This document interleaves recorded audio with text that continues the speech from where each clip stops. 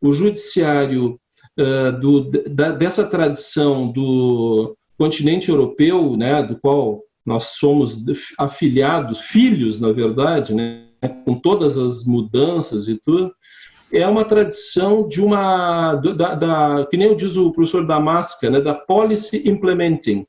Quer dizer, os governos eles vão ajustando para tentar impor a política e isso entra muito no sistema do processo, né? E o processo penal hoje é a minha tarefa maior. Então, ele quer atuar e encurtando coisas, criando mecanismos assim de encurtamento, né? E nem sempre muito verticais. Enquanto na tradição anglo-americana é a questão da resolução de conflitos, é um judiciário reativo.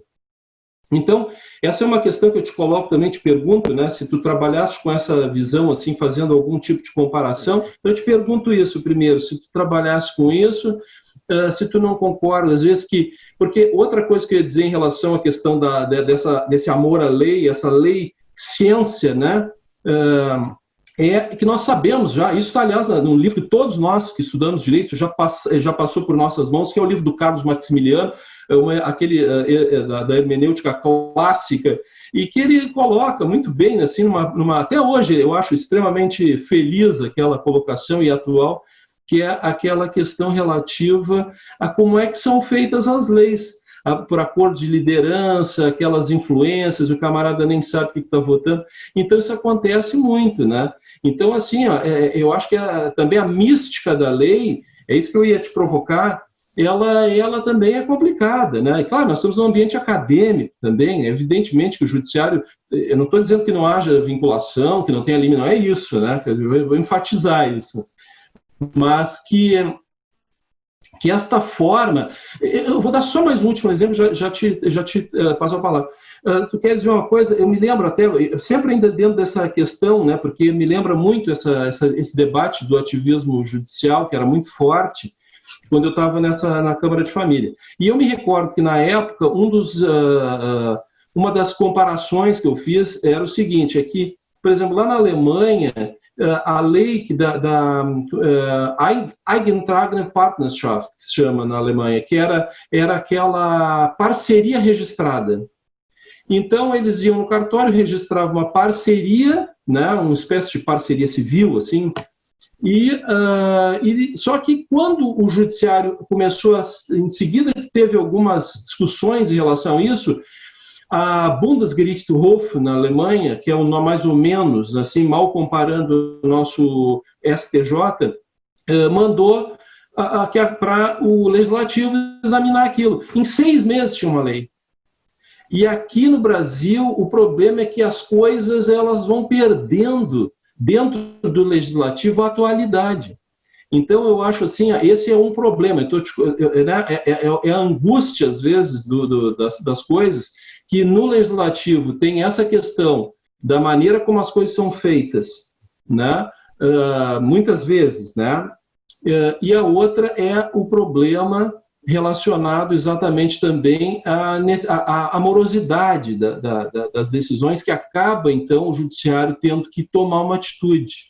Então, é essa questão que eu te coloco aí, Fábio, para te... desculpe aí ter alongado. Imagina, essas provocações são ótimas e eu concordo, creio que posso dizer com tudo, se bem entendi. Né? Sobre, em primeiro lugar, essa angústia que eu imagino que seja muito natural num juiz de não encontrar na lei, né, resposta para problemas que ele juiz tem que decidir. Eu entendo que seja natural que um juiz responsável sinta essa angústia. Mas eu vou citar o ministro Luiz Fux, por conta do que ele disse no discurso dele, acho que foi semana passada. Ele disse uma coisa que se tornou manchete, que eu acho que está absolutamente correta. E eu acho que não bate com a atitude dele enquanto juiz, muitas vezes, mas pelo menos dito em tese, está correto. Ele diz assim, olha, menos é mais. Muitas vezes, pelo menos no âmbito da jurisdição, menos é mais. Nós sabemos que o nosso Supremo Tribunal Federal não pratica isso, mas pelo menos está lá dito. Eu achei interessante a ideia, né? E seria bacana se o judiciário, se o nosso Supremo Tribunal Federal incorporasse pelo menos um pouco dessa ideia, E o que isso significa, né? Eu vou traduzir do meu jeito, ou pelo menos da maneira como eu gostaria que isso fosse entendido, né? Vamos supor que a gente tem... Vamos pegar o mesmo exemplo no qual a gente já se manteve aqui por um tempo, né? Não existe, digamos, disciplina legislativa da união estável, mas nós temos, na prática, um casamento de fato. O juiz precisa decidir quem sai com o quê. Ele pode ignorar que nós temos ali uma espécie de casamento de fato? Não pode. Ele pode esperar o legislador? Não pode. Ele pode ignorar que existe uma relação ali que transcende, digamos assim, questões meramente patrimoniais? Não pode. Né? Então, o juiz precisa dar uma resposta. Porque ele, para dizer o que é de cada um, precisa considerar os aspectos relevantes daquela relação. E ele não pode ignorar que aquela relação é em quase tudo tal como, se não em tudo tal como um casamento. Então, o juiz tratar da questão que está posta dentro dos limites minimamente necessários para dar a cada um o que é devido, na minha visão, está ok. E é assim que o direito evolui. E é assim que a jurisprudência contribui construtivamente para o crescimento do direito, né? Que é uma ideia que eu gosto muito, né? Essa ideia de growing, né? Como algo que cresce, mas que cresce de baixo para cima, numa espécie de conflict solving, né? Uma atividade voltada à solução de conflitos, dentro dessa ideia da coordenação do Damasco. O problema é quando vem o judiciário, né? Policy implementing, dentro daquele modelo hierarquizado, não resolvendo aquele problema conflitivo concreto, mas transformando a sociedade, ou nessa pretensão, ou com essa pretensão de transformar a sociedade numa perspectiva macroscópica. Quem nós queremos ser enquanto sociedade? Acho que essa distinção é importante. Então, vamos lá. Um juiz, ele consegue trazer da nossa tradição jurídica elementos suficientes que permitem a ele dar a cada um, naquele contexto conflitivo, o que é devido, o que é justo. Daí para ele dizer, a partir de agora, quaisquer pessoas podem ir a um cartório e blá, blá, blá, isso é casamento, isso é casamento.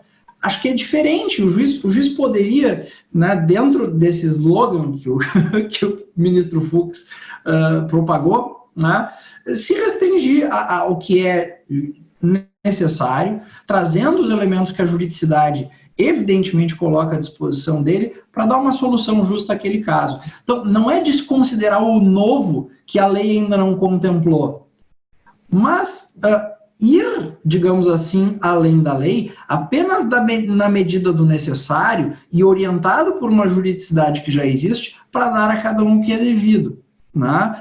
Agora, isso é ir fazendo isso é o mesmo que ir fazendo ajustes na ordem. Porque as coisas, afinal, mudam, coisas novas acontecem e esses ajustes, eles são, evidentemente, sempre necessários. E esse é o papel do jurista desde sempre, da minha visão, né? Um grande romanista dizia que o povo do direito não é o povo da lei, né? E já em Roma entraram em conflito o modelo político da lex e o paradigma sapiencial do ius, tá? Que é o subtítulo de um livro que eu acabei de lançar, que é um desdobramento da tese, né? E os romanos, eles se prenderam ao paradigma do ius, que é sapiencial. O direito é um saber prático que vai não crescer e a lei é um acidente na vida do direito, tá? Só na modernidade que a lei entra em cena com a pretensão de esgotar o que é o direito. Há uma redução do direito à lei. Claro que existiu uma pretensão de que a lei ela tivesse uma racionalidade e que ela esgotasse essa racionalidade da juridicidade. Mas, no final das contas, o que a gente viu ao longo do século XX? Que esta lei ela pode ser também um puro instrumento do poder. Tá? E aí aquele encanto moderno com a lei se desfaz. E aí surge o problema. Já não existe aquele ius da tradição, né, sapiencial romana, aquele direito que é, segundo Edward Cook, né, talvez o maior common lawyer de todos, uma razão artificial, né, que vai sendo aperfeiçoado ao longo dos séculos. Isso já não existe mais. Quer dizer, existe na prática, porque o nosso direito ele é ainda fruto disso tudo e todo esse saber ele está ainda encerrado no nosso direito. Mas no plano das ideias não existe mais, é só a lei.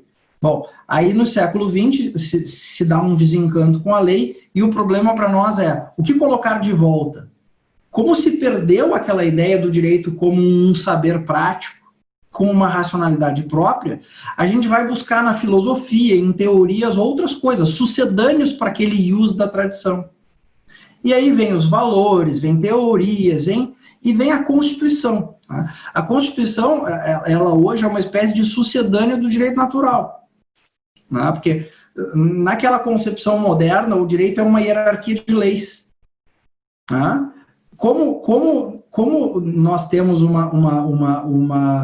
um preconceito até quanto à existência de quaisquer leis não escritas, não postas por uma autoridade política, a gente bota a Constituição, né, dentro desse arranjo. Diz, bom, se precisa ter alguma coisa para além da lei, só pode ter a Constituição. Então está tudo na Constituição. A Constituição passa a ser a panaceia para todos os males, né, e servir como mecanismo ad hoc para justificar o que se quer que deseje.